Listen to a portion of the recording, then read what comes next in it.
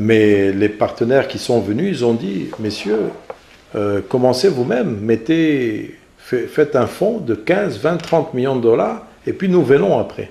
Donc ce sont des exercices que nous sommes en train de faire pour présenter des structures, parce qu'effectivement nous avons un retard de capacité de financement, nous avons un retard de capacité de promotion immobilière, et nous avons un retard même d'implémentation d'une politique de l'habitat dans toutes nos grandes villes, à Kinshasa, autour de Kinshasa, toutes nos grandes villes, nous n'avons pas ça. Donc nous devons implémenter tout ce système-là pour permettre à ce que le financement puisse être garanti. Parce que si vous financez quelque chose dans une rue où il n'y aura pas d'électricité, pas d'eau, que vous n'allez pas avoir des bons clients qui vont arriver, votre financement va mourir. Si vous construisez une très belle villa quelque part où il n'y a pas de route, vous mettez ça sur une route en sable sur 5 km en espérant qu'une route viendra. 5 ans après, votre bâtiment perdra de la valeur.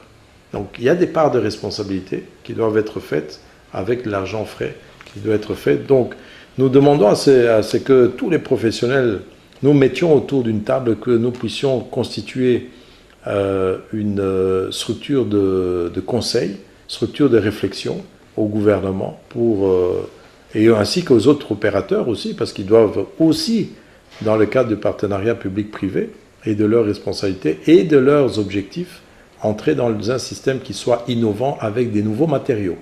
Demain, il faut par exemple qu'on construise une maison à 80% en béton. Et nous sommes en train d'étudier un système de maison sociale qui coûtera moins cher, mais qui sera fait en béton.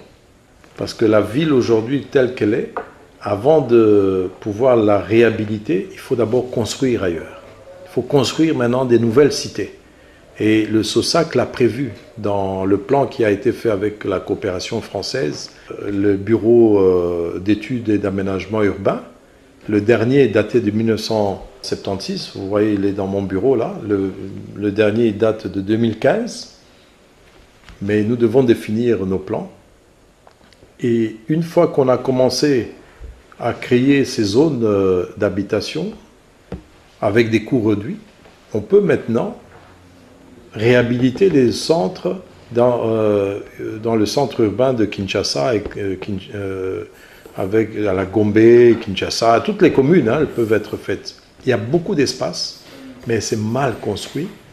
Mais vous ne savez pas le faire si vous n'avez pas un peu dégagé les gens. Ils peuvent aller acheter dans des nouvelles cités qui vont être construites, et puis là où les quartiers vont se vider, maintenant on peut construire quelque chose de moderne. Donc, mais c'est des échanges, personne ne doit perdre de l'argent. Ce n'est pas que je dis qu'il faut faire partir les gens, non. Ces gens vendent leur terrain et achètent autre chose ailleurs à d'autres conditions. C'est le projet que nous avions à l'époque de zone économique de développement agro-industriel de Maluku, qui est devenu la ZDS, par exemple. Donc on peut comme ça aller par quartier et reprendre. Kinshasa est déjà très très grand. On peut contenir beaucoup mieux toute la population qui s'y trouve, avec des extensions qui ne soient pas trop longues, parce que ça devient cher aussi d'aller implanter des hôpitaux, des écoles, l'électricité et l'eau. Vous voyez comment Kinshasa aujourd'hui se construit. Ce sont des revenus locaux. Et les gens n'ont pas eu accès au crédit. Mais Kinshasa se construit. C'est vrai que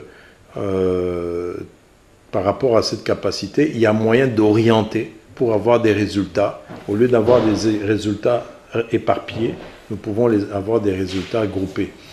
Le revenu, parce qu'il ne faut pas oublier que le droit à l'habitat n'est pas seulement pour celui qui touche 1000 $ ou 2000 $ par mois.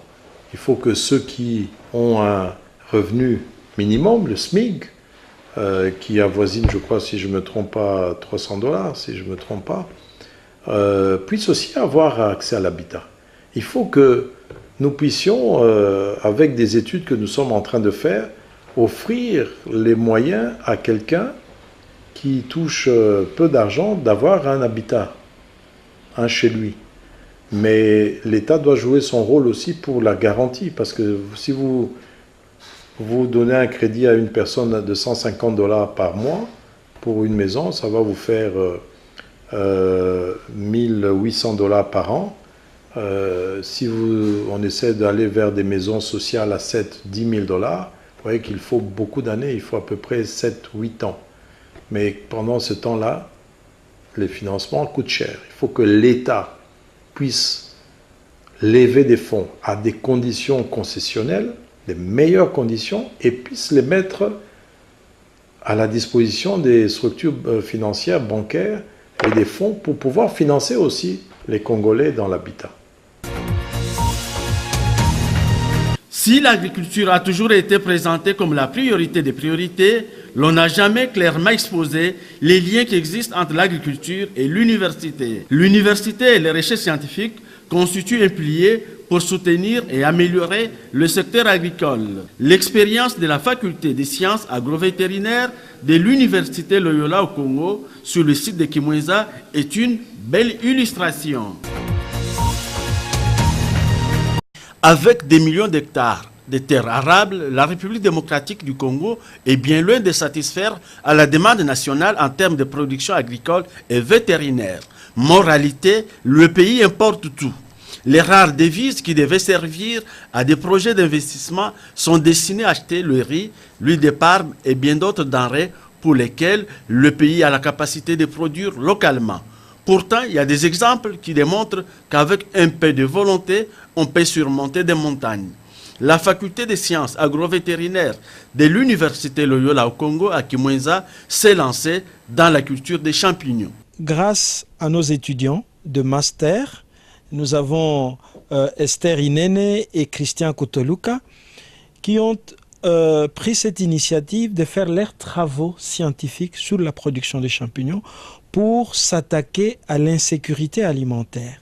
Et donc les champignons ne sont plus seulement produits, on ne les attend pas à une période déterminée, mais on peut les produire quand l'on veut et à des quantités que l'on veut. C'est cela la signification de cet espace. Ici, nous avons fait une expérience. Vous voyez, c'est une expérience scientifique. Et à partir de cette expérience, nous allons vulgariser cette technique de production de champignons auprès de nos mamans, auprès des coopératives, même auprès de vous, un journaliste. Vous pouvez avoir chez vous une champignonnière qui n'est pas sophistiquée comme celle-ci, mais pour produire vos champignons et avoir régulièrement à manger. Après un mois, on a des champignons. Et ici, nous avons des cultures. Par exemple, les maraîchages, c'est après 3 mois. Mais ici, après 1 mois, vous avez des champignons.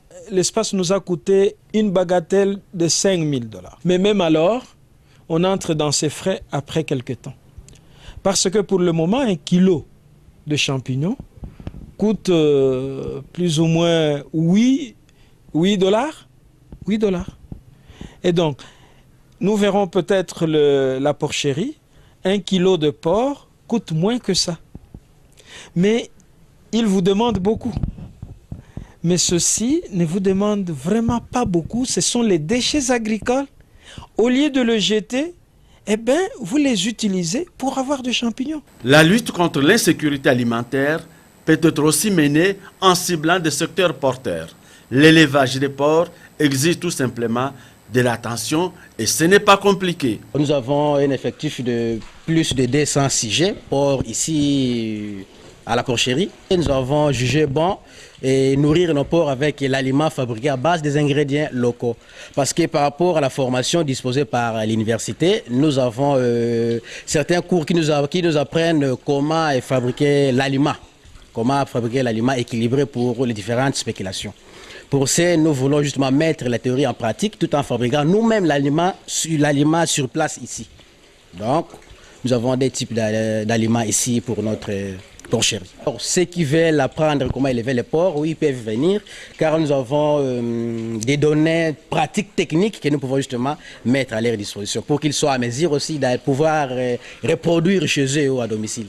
La volonté politique manifestée à travers le plan Marshall pour l'agriculture annoncé par le Premier ministre à l'Assemblée nationale est une véritable opportunité à saisir. La réalisation d'un pareil projet implique la collaboration sincère entre l'État, les universités, centres de recherche, les opérateurs du secteur agropastoral et les principaux financiers. Perspectives économiques, ça n'est fini pour aujourd'hui. Le rendez-vous est fixé à mardi prochain.